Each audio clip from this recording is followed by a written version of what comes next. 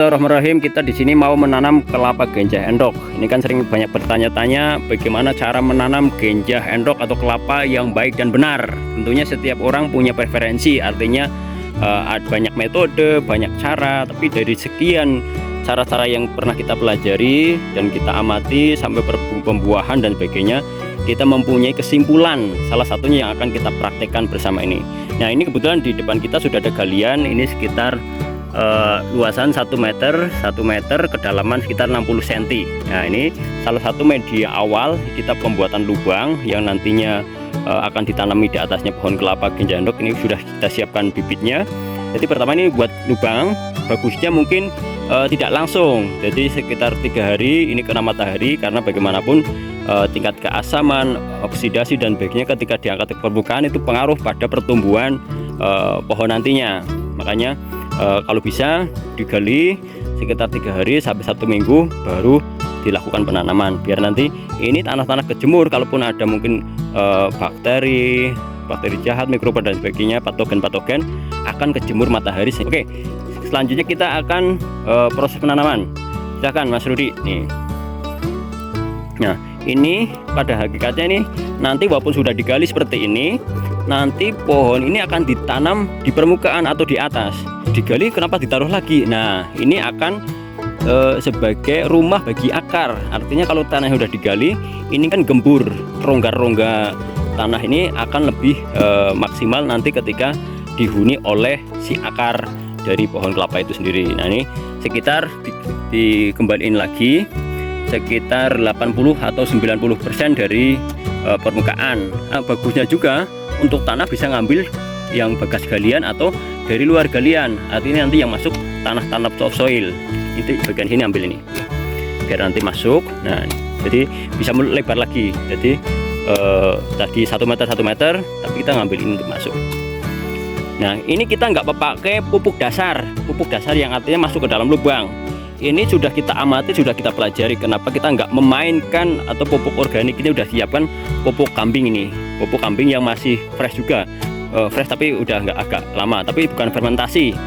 Ini kenapa kita tidak masukkan ke dalam? Ini tujuannya sudah kita pahami, kita pelajari bahwa ketika pupuk kandang masuk ke dalam itu justru memancing patogen, termasuk memancing engkuk, itu ulat yang makan akar. Nah, makanya biasanya kalau main itu pupuk organik di dalam, maka harus pakai furadan. Tapi itu sebuah kontradiktif, artinya kita memainkan pupuk organik biar mikroba bagus dan baik ini diserap, tapi sekaligus dikasih pembunuhnya yaitu furadan, artinya nggak efektif. Maka kalau udah pakai furadan, pupuknya full kimia, karena mikroba-mikroba yang di sini malah kontradiktif begitu. Makanya kita sama sekali nggak memakai furadan, karena furadan ini beberapa literasi menunjukkan bahwa dia keserapan ke tanahnya bertahun-tahun, apalagi itu untuk nanam pohon buah yang di situ nanti akan kita makan. Maka kalau bahan-bahan kimia kok masuk, otomatis akan keserap sama pohon kelapa. Ya, tentunya bisa diperdebatkan, tapi dari pengamatan dari beberapa referensi yang kita baca, kita berkesimpulan seperti itu.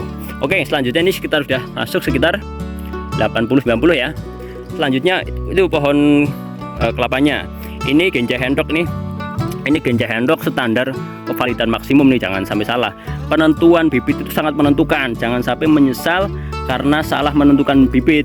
Harus tahu terahnya dari mananya, cukup tahu indukannya. Yang keduanya apa istilahnya, kevalidan, karena genjah endok yang hari ini jadi unggulan ini kan standar warnanya bisa diamati, warnanya hijau muda, terus pelepahnya ini pendek-pendek.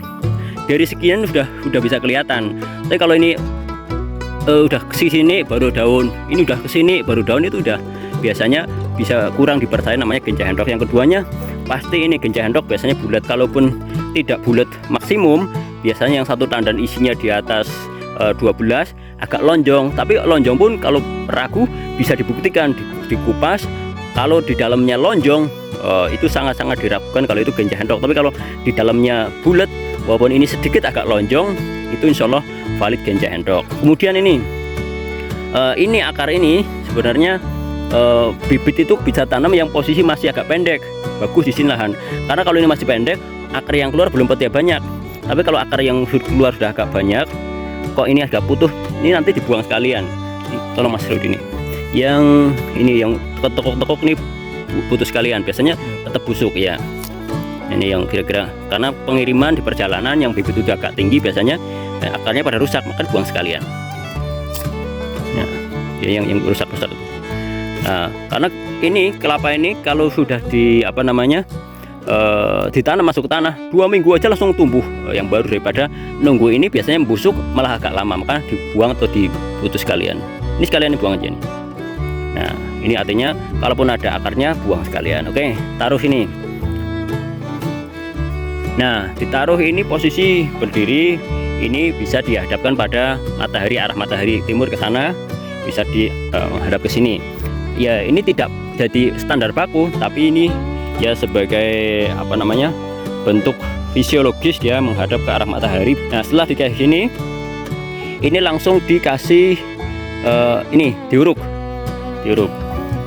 Kebetulan ini tanahnya udah agak tinggi karena di sini bawah ini udah agak tangkring, jadi ini kita dibuat tidak busut banget, agak rata, karena kalau terlalu busut banget nanti cepet terlalu tinggi, nanti gampang. Walaupun kelapa itu untuk dongkar sih jarang-jarang, tapi ya biar tidak terlalu tangkring banget, maka kita sekitar hampir rata permukaan ini.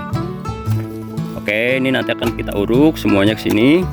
Full organik enggak, kita juga memakai kimia salah satu untuk awal-awal untuk perangsang pertumbuhan. Pada hakikatnya kimia itu sebenarnya ya bisa dikatakan pupuk, bisa dikatakan bukan pupuk, karena kimia ini sebenarnya hanya suplemen, atau ibaratnya kalau kita makannya minum Kratingdaeng, Extra Joss atau multivitamin. Kalau makanan buat tanah itu sendiri justru pupuk kandang, bisa pupuk kandang kambing ataupun ayam. Nah, ini kayak gini, rata kayak gini, ini udah kengkeng, biar ini kan nggak kena hujan nanti roboh lagi. Ini agak padatin lagi, ini ditambah lagi sedikit. Nah, ada beberapa yang mengatakan ini harus kelihatan, karena kalau kelihatannya kena angin-angin. Yang keduanya kalau kena hujan ini menyerap hujan juga. Yang penting kanan kiri ini harus agak lebih padat biar nanti kena hujan nggak gampang roboh, karena ini nanti pasti ada penyusutan, ada longsoran.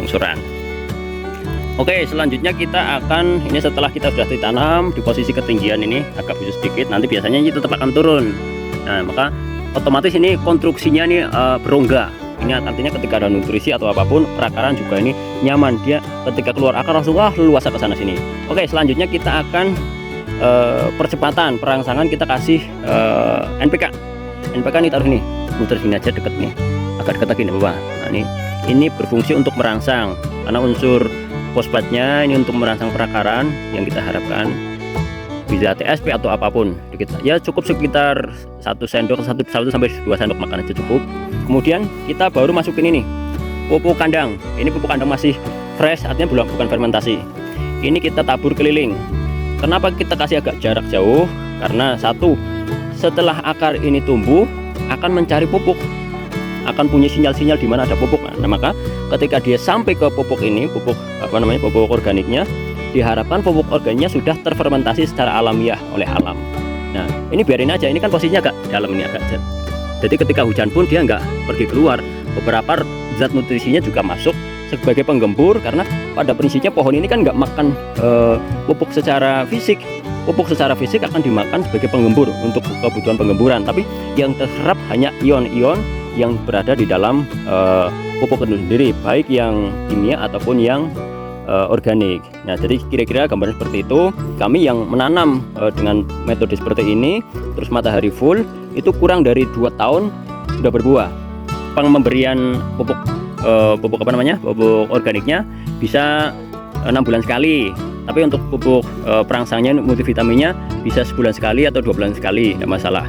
Ini semakin tanahnya bagus sebenarnya nggak perlu, tapi kalau kita targetnya untuk memaksimalkan, target kurang dari 2 tahun bisa berbuah, nggak sampai 2 tahun, 2 tahun kurang sebulan tuh keluar manggar. Walaupun manggar pertama kadang ada yang rontok, tapi itu sebagai perwujudan bahwa dengan matahari full, perawatan maksimum, tidak sampai 2 tahun bisa berbuah.